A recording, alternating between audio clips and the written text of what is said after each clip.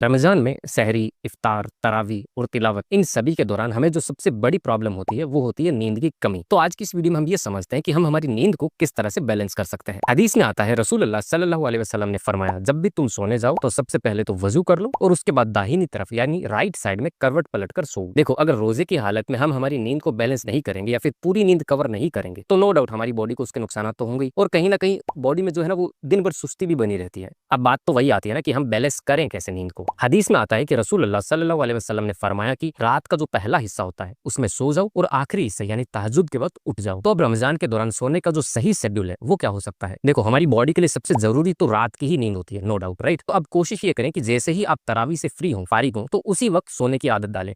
फालतू के मोबाइल में टाइम वेस्ट करें ना। स्क्रॉलिंग करने से आपको ही नुकसान होंगे। जल्दी सो जाओगे तो सहरी में जल्दी उठ भी जाओगे। दिन में कैलुल्ला यानी दोपहर की झपकी। रसूलुल्लाह सल्लल्लाहु अलैहि वसल्लम ने फरमाया कि दिन में दोपहर में कैलुल्ला लिया करो यानी एक झपकी लिया करो, क्योंकि शैतान उसे नहीं करता। आप कुछ ऐसा कर सकते हैं कि जोहर का जो वक्त होता है उससे 20 मिनट या फिर 30 मिनट पहले एक झपकी ले सकते हैं। या फिर अगर खतरा हो कि यार अगर मैं झपकी लूंगा तो मेरी नमाज कजा हो जाएगी, कल को नींद लंबी जा सकती है ना, तो ये भी कोशिश कर सकते हैं कि जोहर के बाद 20 या 30 मिनट की झपकी ले। झपकी का मतलब यही होता है ना कि 20-30 मिनट की नींद, ना कि 2-4 घंटे की नींद। ये एक सुन्नत तरीका है, तो इसकी मदद से रोजे की जो कमजोरी होती है उसको भी दूर करने में काफी बेहतरीन तरीके से हमें मदद मिलती है। अब एक सवाल ये भी आता है कि सहरी और फजर की नमाज के बाद सोना सही है या फिर गलत? देखो, नो डाउट फजर की नमाज के बाद में अगर आप थोड़ी देर तिलावत करते हैं, अल्लाह का जिक्र करते हैं, तो उसकी नेमतों के आप हकदार होंगे, वो आपको मिलेंगी। लेकिन अगर किसी इंसान की रात की नींद पूरी नहीं हो रही, क्योंकि हर एक इंसान का अपना अपना वर्क शेड्यूल होता है, राइट, तो उस केस में अगर आप फजर की नमाज के बाद डायरेक्ट सो जाते हैं तो इसमें कोई गुनाह नहीं है। हमें तो बस ये कोशिश करनी है कि हम सोने में भी, नींद लेने में भी सुन्नतों को अपनाएं। रसूल अल्लाह सल्लल्लाहु अलैहि वसल्लम ने जैसे फरमाया कि आप वजू करके सो, राइट साइड में दाहिने तरफ करवट पलट के सो, इस्तगफार करके सो,